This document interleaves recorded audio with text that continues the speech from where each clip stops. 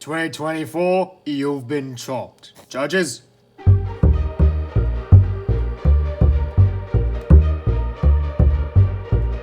Thank you, Your Honor Yaru. It's 2025, a new year. At the time of recording, 11 p.m. on January 17th. Public Calico channel has 33 videos. In 2024, I uploaded 25. A breakdown.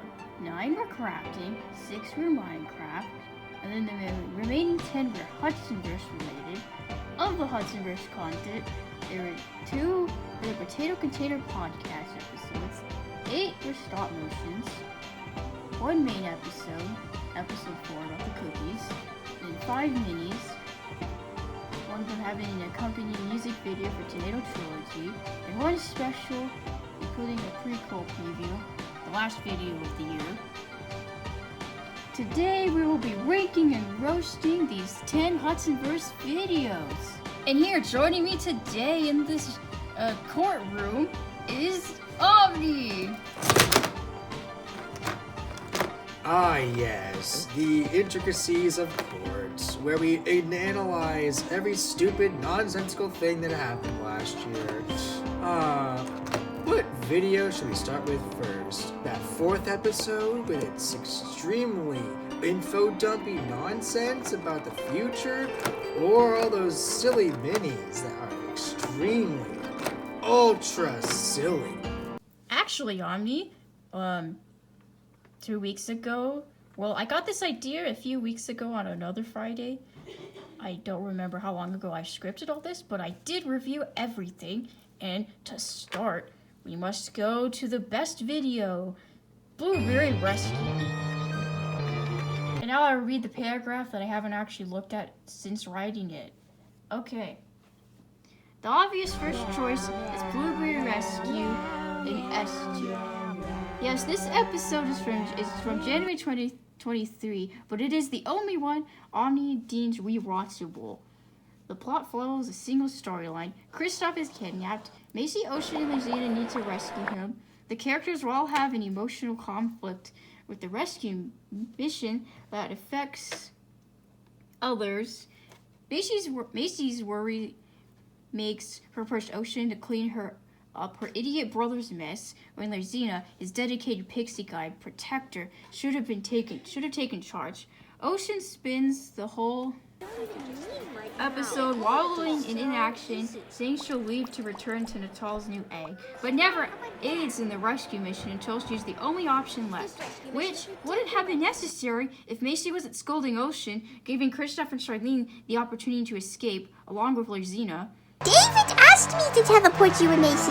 Enough! It's your duty as the Hudson Prophet to protect the family, and as the responsible older sister, you have to right wrongs even if you don't want to. Charlene wants to save her friend because it's the right thing to do, while Jonathan doesn't want to ruin his fun, justifying it with Kristoff forgot us when he started wizard school. Who cares who forgot who? Our friend is in danger. I'm not standing around squabbling. Kristoff could be hurt. If you go, Tigress and I will never forgive you. You can't do this. When did you become so serious? What am I having? That's it. I didn't conclude it or anything. So, the characters all had something going on with them, which gives them substance, so you have, reasons to, get to know them. You can feel how they are and decide if you like them or not. Whereas, in our other episodes, each character kind of has, their own thing. They're doing stuff, but there doesn't seem to be connection between the characters as much. So, the fun scene with the Blueberry Rescue was the dome one. Oh, yeah. Alcazar is like, "Covet in the bottle sounds very appealing," and all that nonsensical noise One Hudson happens. leaves and 2 more takes their place. Yeah. One Hudson leaves, 2 more take their place. Well, if it isn't the cast, Oceana Hudson, destroyer of my life. I must have done something wrong. Yes. Every character had a motive, including that stupid villain who has to be dead, but isn't dead because he's too hell-bent on getting the stone. I think he's compensating for the fact that he sounds like a 12-year-old boy who hasn't reached puberty yet. I think he needs to have Glorinite in order to reach puberty first. He's like, what, 130 years old, and he still sounds like he's 10? He was born in 1896, so he's around 130, but give or take. I think the music in the dome is like really good. Yes, it's good. It's a really good theme. Yeah. Dramatic. Intriguing. Yeah. Okay, go on. So like the Ocean has like real emotion. She has annoyance. She wants to be with Terrence. She extremely hates everything related to this stupid Kristoff mission because it's just a big nuisance in her day, like her dad. But like even more so because it's her brother and she has to be responsible for him because her dad is bad. Why would I want to be responsible for my dumb younger brother? Yeah. But with her dad, she can hate her dad, but she's not responsible for him. So she can hate him more passively. But she has to hate Kristoff more responsibly because she has to be responsible for him. Obviously, it would be S tier because they all have motives. They all are doing stuff. There's character transformation. Ocean wants to be a sovereign self at the end. And it's rewatchable because there's humor, but it doesn't get old. There's a plot, but it doesn't seem boring even though I know everything that happens in it. And it's like 23 minutes and 45 seconds of entertainment, not bland, blasted boredom. Yeah, and then at the end, Charlene is like having this like motivational speech, this like gross, sappy, I believe in you nonsense at the end. And, When like, did you become a morality preacher? No, this is the part at the end of this scene where she's like, I'll always believe in you. And then Kristoff sounds like he's about to cry, saying thank you. I love it when Kristoff's about to cry. It makes him feel more like a person, not like... I mean, that kind of stuff feels like weird to say, but it makes it seem good. Yeah. Is that all we have to say? That's all we have to say. On to the next thing. So going in, I suppose, order, we have Rainbow Realm, uploaded April 25th, 2024. 5 days after Kristoff's birthday. This is a silent experimental animation, not significant enough for critiquing.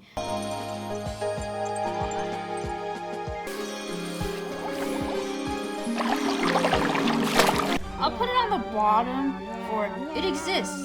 It's something to look at. Rainbow Realm will have a plot relevance in future main episodes, but for now it's just a proof of concept I might make a reoccurring mini-sode series.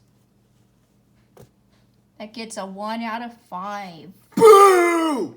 Next is When You Wish Upon a Cookie, episode 4. Uploaded May 15th, 2024. I think that one is alright. Like, it has people making wishes.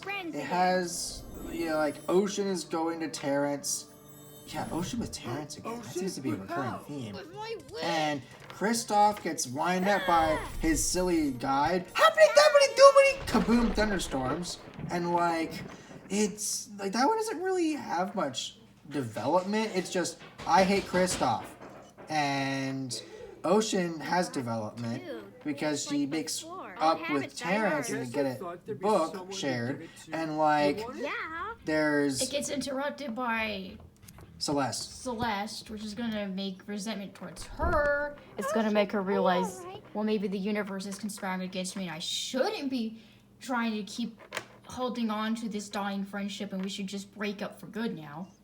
And then there's the idea that maybe Celeste doesn't understand Ocean or Terrence. Maybe she should defriend Celeste and be a loner. Be a broody, angsty teenager alone with no friends. Yes. Alone Shin instead of Ocean. Ha! B tier. Oh, that's a 3 out of 5, right? Yep.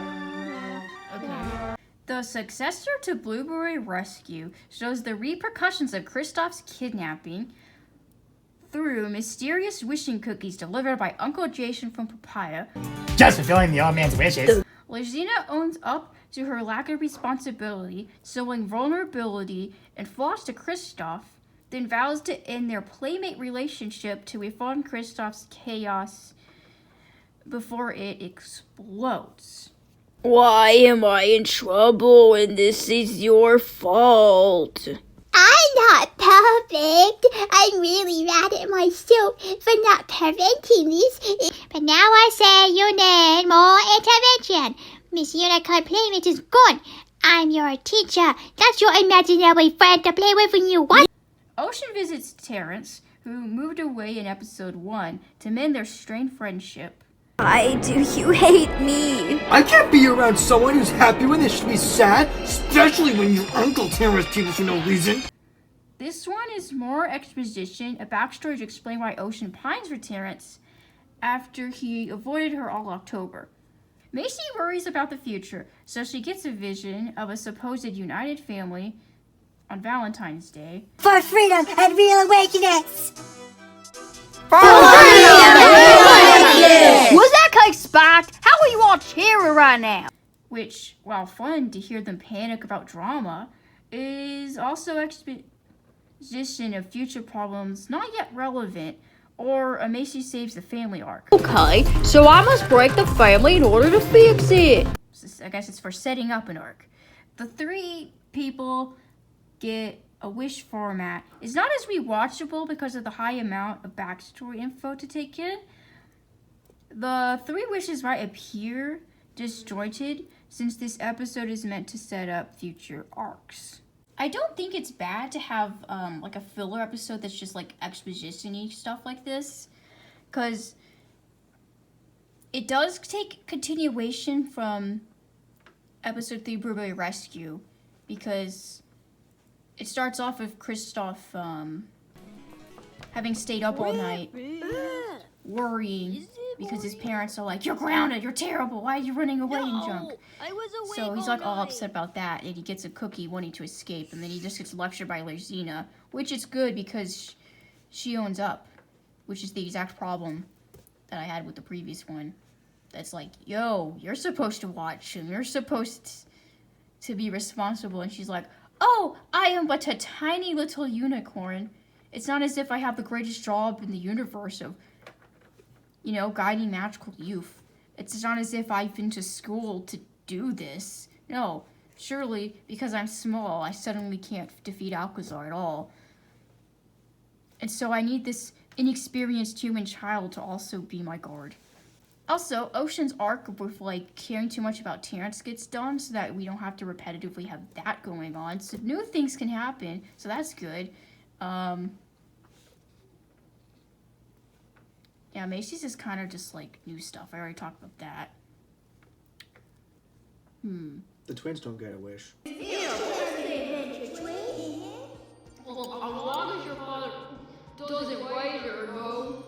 Oh, that's the problem. The twins. Yeah, they don't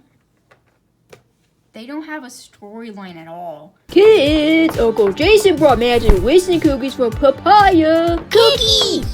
Is that cookie cakes? I thought bad luck was gone now that we love each other. Yeah, now I said it was our hate that attracted the evil villains. With love we shine light on your darkness that they hate. We shouldn't have weaknesses anymore for them to target. Who's after what?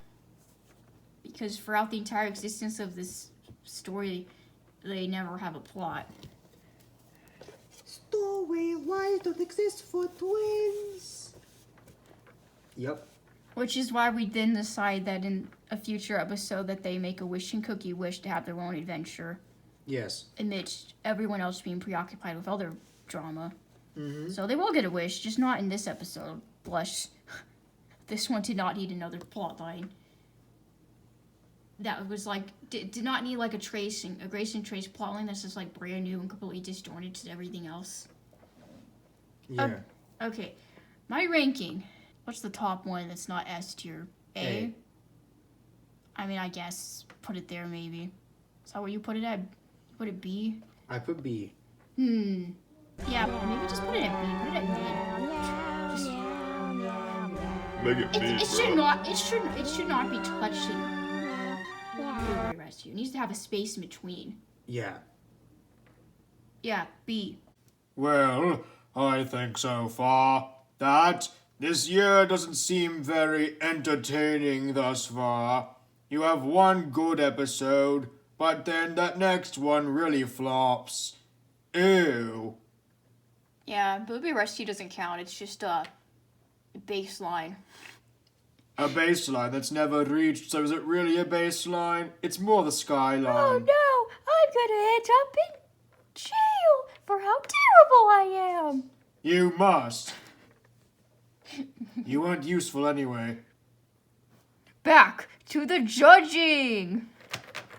And now for the mini-sodes. Now we enter the mini-episodes, which follow smaller single-contained plotline, getting placed in between main episode events on the timeline. This being one, although the first release was the start of a timeline split between current sequential main episodes to a distant nebulous future, I wanted to be able to tell goofy little moments without worrying about how it will fit into the packed lineup of future episodes or have to wait until way into the season for a free space in the timeline events to squeeze a mini in.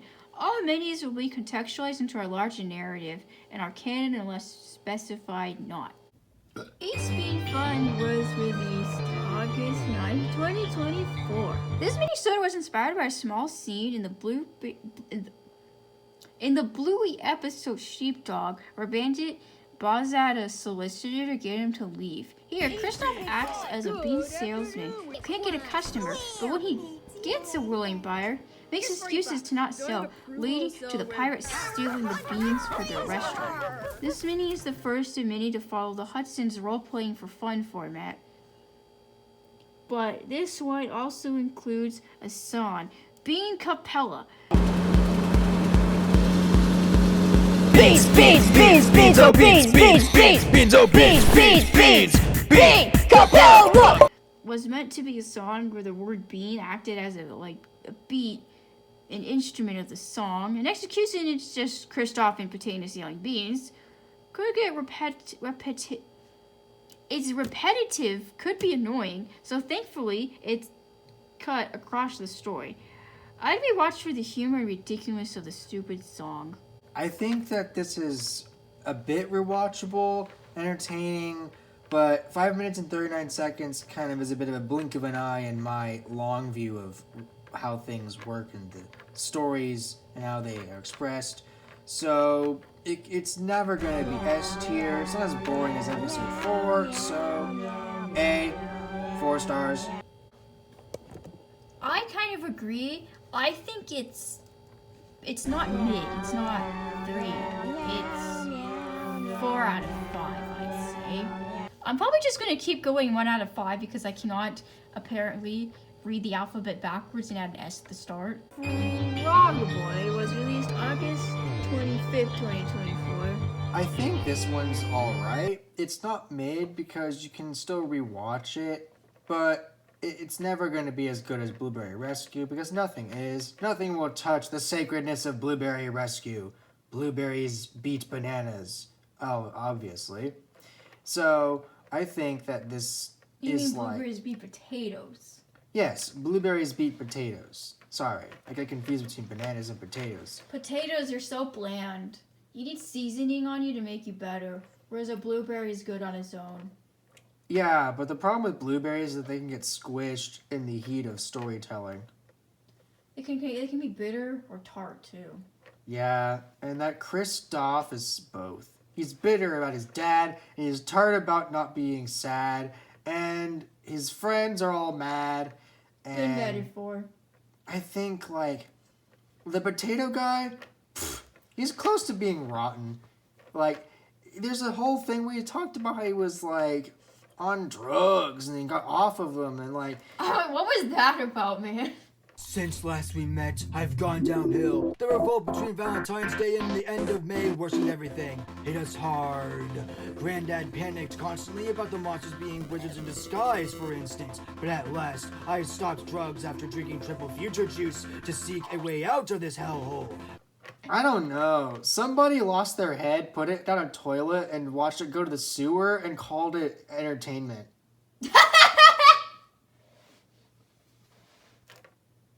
So, I think this one is alright. It's like 4 stars A, with the caveat of watch it every 3 weeks at least. Watch it every 3 weeks. Why every 3 weeks? Because if you watch it more frequently than that, you get bored. So you have to push it out more in order to delay the onset of boredom disorder. Wait a month before you kind of forget about it. Yep. The introduction of Potatonus. I had to slow the speed to 1.5 to comprehend all the world-building Potatonus was dropping on Kristoff. All the magic drama and their futures to worry about was engaging and fit well to paint Potatonus as the troublemaker the Grand Chief's later and salty fear of causing a monster chase. This magic whimsy was a good break from the main episode formula of info dump about magic. When you wish upon a cookie's info dumping kind of seemed a bit annoying, but Frog Boy, it made sense because we were introducing a new character. The characterization of him worrying about the future made sense for him to be like, oh, we haven't seen each other in months, like maybe like all year. Like, I need to like info dump you about what's been going on in my life, which has involved me drinking future juice and going into the future and seeing crazy things, and now I'm worried about it. And also learning way too much about how Dreamland works and how to work, because he wants to worry about all that. So that made sense. And then, of course, the magical fight at the end, typical everyone argue and be grumpy and stuff. That was good, too. I think I would give it a 4 out of 5. Hey! Frog Magician was uploaded on December 3rd, 2024. It's another Hudson's Playdate format, though the magic is a real fight. But Potatonus is such a non-thread that it feels like playing. Omni says the minis are a weekend fun to the main episode's workdays. Toronto's whippiness is like over-exaggerated for the situation, but his crying followed by distorted cacophony of cackles at the end. He called me a false witch, Mom. I don't know about you, Abilene, but I'm ready to eat. Ladies?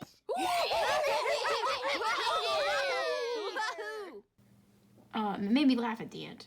If I can still laugh at some of my jokes after being so absorbed in the film's production, that's a good thing. You can go now.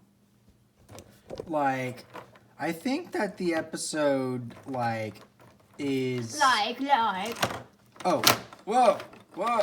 It's kind of like that. You just fall off your table. And, Fall off your table laughing? Fall off your table in disgust? Falling off of your table and not really knowing what hit you. Like Toronto. He just kind of falls over and doesn't know what hit him because he's too emotionally invested in being stupid to really understand anything that's going on. And you called him a twitch. Yes. He's such a loser. He's a twitch. He can't even keep still long enough to see anything. What did twitch stand for? I think it was Tanked Woebegone Idiotic Child Hilarity. It's not quite what actual twitch is spelled like, but it's good enough to be an acronym. 3 out of 5. B is for bland, like everybody's idiocy. C is for childish nonsense. D is for derelict minds like David. E is for everybody's a villain.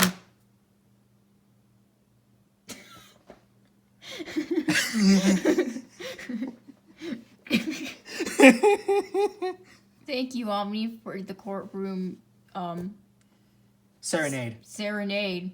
I'm sure 2024 over there liked that roast song, didn't you?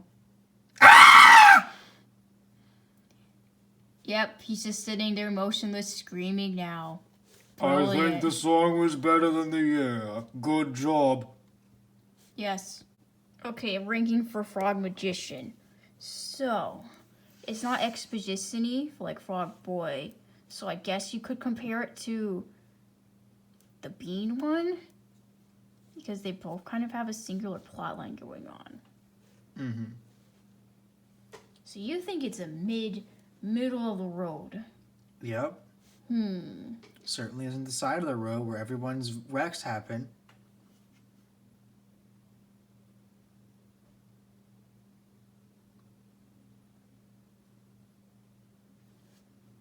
What? Say it again. Make your decision, or I'll turn you into beasts of air, not flame and care. Well, I suppose I'll put it in the middle. Good. You finally made a decision. Judges, they're so judgy, aren't they? Citizens, they're so citizen-y, aren't they? Hey, this is a roast fest. We're even roasting the judges, or whatever the heck my job position is in this make-believe court. Your job is to be stupid. Hey, well, I'm doing good at that. Yes, yes. Going back a bit, Tornado Trilogy, uploaded November 13, 2024. I think this one's better than that frog slog on a log trying to be something, but he's really just nothing. He should just be called Starch Man. Because Starch Man is like the kid of Sandman if Sandman married Bland Hand and then made a kid called Starch Man, and then they just dress him up in clothes and call him Potato Boy or Potatonus. More like Potato Yuck. And like this thing, this blueberry yummy trilogy of tornado scrumptiness, it's the Swashbuckling blueberry. brought to life in a very like anti-derelict Derek type of situation. A derelict Derek. That would be a nice roast name for that orange can made of plastic called David. But like all these tornadoes and stars and galaxies and moon girls, hark to the moon girl theme. Oh, may they reign forever on that beautiful moon. Yes, I think I might moon over them one day. Anyway, like this trilogy is like entertaining. It's got a lot of Kristoff humor. It's anti-David propaganda. Woo! It's so... Down the orange can into the trash. Yes, we have to put them in the trash. I might do it myself. Throw them in 'cause- the incinerator. No. We should put him in one of those. We should give him to Soul because he doesn't have a soul. So we should give him to the soul that burns. Ooh. Hey. Soul? You mean the sun? Yes, Oh, that one. I think that was a character, wasn't it? Yes, Soul and Solaris. Solaris being the yeah. dad. Soul, the one with the birthday party. Yes, the one No with the birthday friends. party. Yeah. Sunny thoughts bring you friends, but blueberry thoughts bring you ends. Yeah. A. 4 stars. Okay. It would seem my partner in this courtroom is a comedian, everybody. Thank you. Thank you, live studio audience. Yeah! Yeah! Give me back to life! Yeah! Our live studio audience is a bunch of ghosts. Okay, now I'll read my thing. Okay. Backing up earlier in the year, I took some side quests from Frog Magician. October's month-long project was my own idea, inspired by the childhood story I Didn't Shrink in the crafting video, where I shrunk other books. Kristoff finding drawings he forgot the meaning of in writing a new story where there wasn't before. Mirrors my own process. I took the time to tediously animate continuous motion, which is quite boring when the character is just sitting still reading a book. So I then started repositioning him for each character dialogue. Like this was some kind of like internet sketch comedy or something. You're an internet sketch comedy. Well, it's on the internet and it is a comedy. Oh man, I've lost my place. Sketch. Acting it out a little. Next sentence. I added the Pixie Guy therapy scene for the main episode tie-in because again, everything has to be canon somehow. While Omni's biased to longer, many-angled stories, I'm biased to like anything with my goofy blueberry boy. If you can invest your attention to hearing Kristoff read 3 source stories, it's a fun gimmick. But is it funnier than the other Hudson Played It style minis? It has more runtime for jokes, and the story is written to be whatever comedic thing I could think of next. This is 4 out of 5 stars. Yay! Before I released Tornado Trilogy, I released the music video for it. Oh Sad You, the song. October 30th, 2024. Omni, your thoughts? I think this is like, it's just Kristoff singing Sad View like a dying banshee with its last breath, but it's a trans banshee. So it's a guy who sounds like he's really high, and he like wanted to be a girl, in order to be a banshee, because banshees have to be girls, right? So like he would turn himself into a girl magically, but his voice still sounds like a stupid boy. So he goes,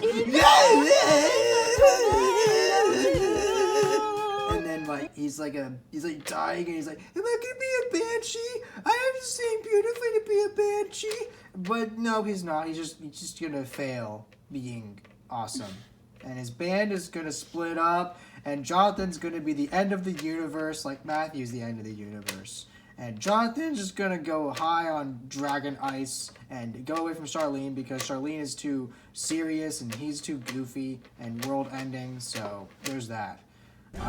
This is going to be 2. Horrible, yucky, disgusting. You're going down the sewer with everyone else. 2. Down to the sewer with you, oh sad view, number 2. That was quite the roast. It's more than a roast. It's a dump in your average toilet. Okay then. It's a funny joke song for a joke book within the Hudsonverse story. I made the visuals as I went because I was on an end of October time crunch to force myself to finish the tedious filming. It's okay. It's just here for the few people who'd want to listen to this song in isolation. At least Kristoff sings better than Grace and Trace for the Portal song from episode 4. 4? Yes, the credits of 4.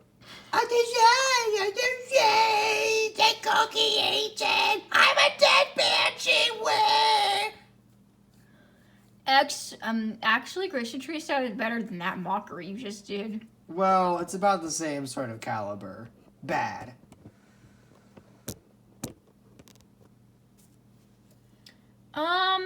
I suppose I could make it a 2 out of 5 because it's not complete utter garbage like a 1 would be. And maybe it's not mid because, like, it is just a music video. Yeah, sure, it's silly. But I could just rank it in the same way I ranked Rainbow Realm. It's not really a film, so, like, why does it need to get above a 3? Sure, why not? Put it at a 2. Let's say Kristoff sings terribly. Sure. Kristoff's a banshee like he always wanted to be. Before we get to the last stop motion of the year, we need to go into the weird extra content. The Potato Container Podcast.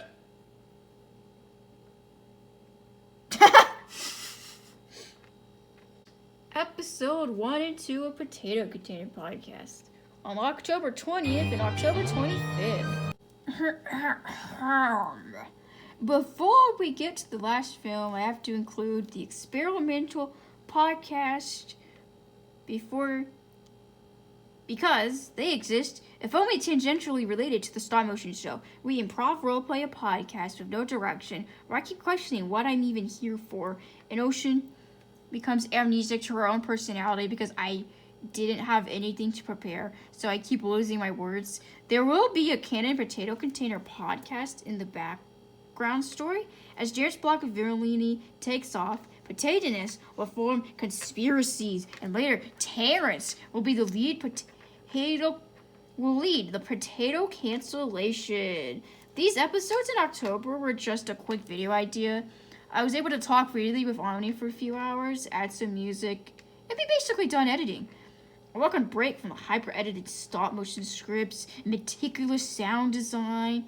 It's better than my underplayed Minecraft videos that have so little story foundation, I couldn't find anything to talk about. Potato Container will return when we have a plan for what drama Potatonist should be conspiring about and what his guests will say when interviewed. It will still be improv to a degree, but in character. I think this is Bilgewater meets Backwater meets Bathtub Gone Sour meets Everything is Stupid. And maybe E for Everybody's a Villain. Because the potato guy is just rotten with starchy thoughts. And like, it's so long and stupid and ranty, and I never listened to it when it was finished. Ugh. You need anything? No, I need everything. You need a cracker with that? No, I can crack everything, including reality. You're already pulling down some hard cracking beats or something. Yes, Cracking up the rocks. I cracked your knuckles. You're the road when it's like all cracked and like filled in, so it's got all these weird ugly gray lines from all the asphalt being filled up again. Well, Disgusting. That's what this is apparently. And you're a broken down road with so many holes. You might as well be a holy road. Yeah, the Potato Container podcast is a road with potholes Yes. filled with water and Potholes leaves and are plot holes with crackness, pots. cracked roads. Yes. 1. Yucky 1. Yes, a 1. Doesn't even really count as Hudsonverse content, really. It's Hudsonverse. Barely counts. Yeah.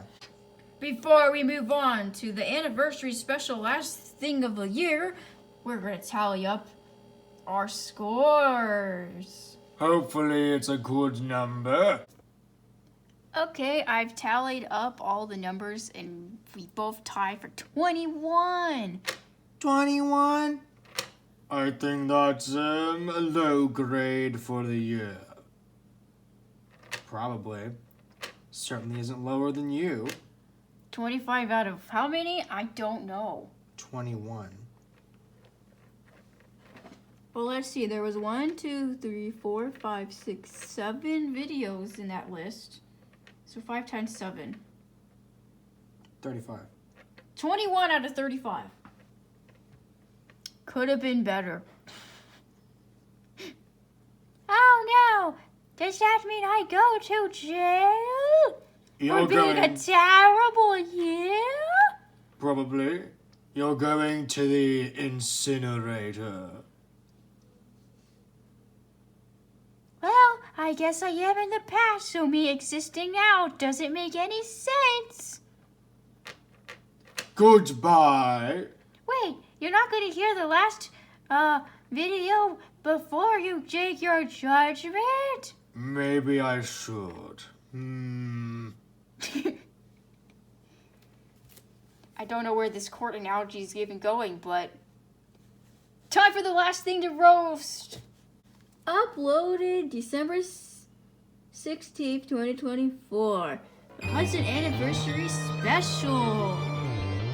Would you like to say things, Dragon Man? There's too much preamble, too much post-amble, and too much ramble.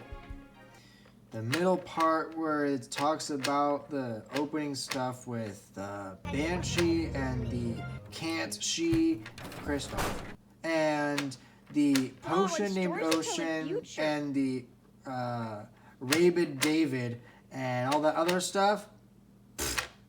That's better, but like that beginning stuff and that like 3 or so minutes at the end, that's just closure of us going with yucky, disgusting words that don't make any real sense and don't have any plot relevance. Only 1/3 of that video can be enjoyed. Wow. I think you're roasting us as people now. This is getting personal. I can do whatever I want. I'm a character. So, 3, or not 3?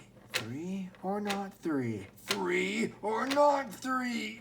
Well, you can hold your voting for after my words. Sure. Zoom, enhance on my lion face. Okay. Hudsonverse Anniversary Special, Point of No Return.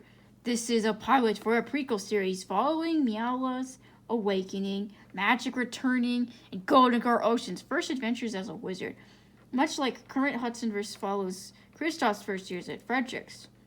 We start in the year with a serious story.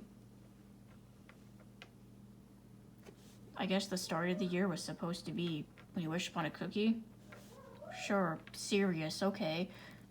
I like the story, I suppose, about the finding the ghost and junk.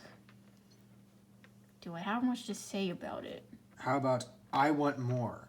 Well, yeah, it's kind of a pilot. It's only like the opening bit. I mean, the dramatic stuff when like everyone sees that the banshee exists and they're like getting on to the kids for it, and then when Matthew reacts terribly to it, we finally get to see some more about his backstory. That's the stuff that hasn't happened yet. Yeah, and I'm debating whether Matthew should actually curse or not. But, like, it makes sense for the moment because he's extremely upset. But, like, I don't know. You mean the scene where he runs out because he's like, oh no, a banshee has been awakened again. I can't deal with this. I thought she was dead. And And then he goes to his car. Ocean goes to him, like, with Ocean's his like, behavior. yo, what's wrong with you, bro? Are you okay? And he's like, I hate the world. And then punches her into the window. Mm-hmm. Yeah. But, like, Ocean pines for Matthew the way she pines for Terrence. She must be a pine tree. She can't be a golden girl when she's a pine tree. She has to be called Pine I mean, Evergreen. she is part tree. That's her mother's side. Well, yeah. We might as well call her Pine Tree Potion. Although those guys don't seem to pine for anything. They just, unless you count getting rid of wizards, Well... they yes. pine with hate. They like hating on people. Well, yeah. And also, pines are flammable. Yep. What were we gonna give this? Was this gonna be like a mid 3 out of 5 stars? I'm gonna give it a 2, 'cause I did see... That could be a thing. 2, maybe. Well, like all the other ones that were slightly not the main formula of actually being an episode, that one having rambling bits like this. Sure, 2. With the final final video added 2 out of 5 stars. So now the total is 23 out of 35 stars. 66%. You're going to the incinerator 2024. We no longer need you. You got below a 70, so you failed. You fail like the fickle fat fairies in the fairy court, playing their Game of Stones court sport.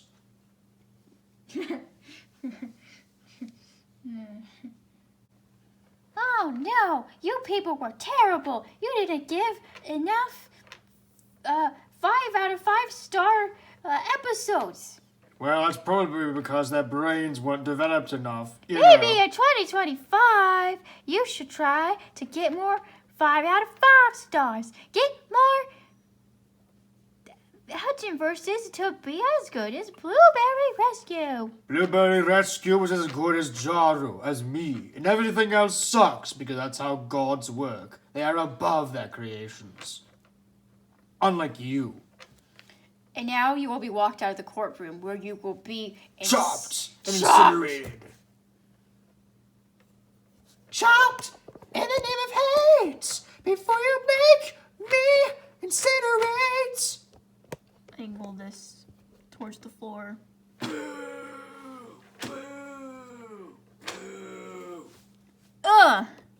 Goodbye, sock of 2024.